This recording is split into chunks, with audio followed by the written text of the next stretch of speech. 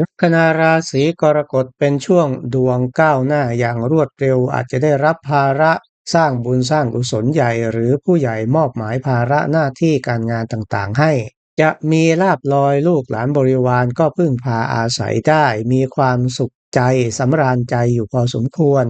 เรื่องลาภผลรายได้ยศตำแหน่งก็นับว่ามีความพร้อมจะเสียหายเฉพาะเรื่องของความรักและการร่วมหุ้นลงทุนให้ระมัดระวังหรือชะลอไว้ก่อน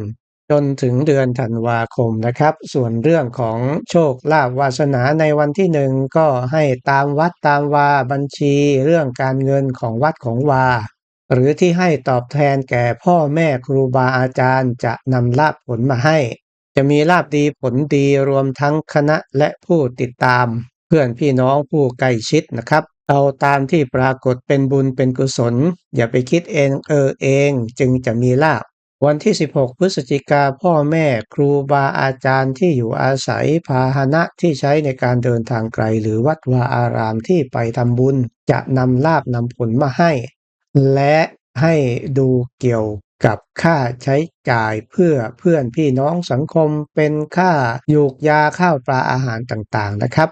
กลางเดือนไปดวงชะตาเด่นดีมากแต่ในวันที่1 2 3มีเหตุต้องเสียทรัพย์สินเงินทองใช้จ่ายเตรียมไว้วันที่6 7 8 9พึงระวังกิจการงานเสียหายหรือตัวเองมีเรื่องที่จะต้องเหน็ดเหนื่อยพัดจากที่อยู่อาศัยอาจจะเจ็บไข้ได้ป่วยไม่สบายเพราะดินฟ้าอากาศนะครับ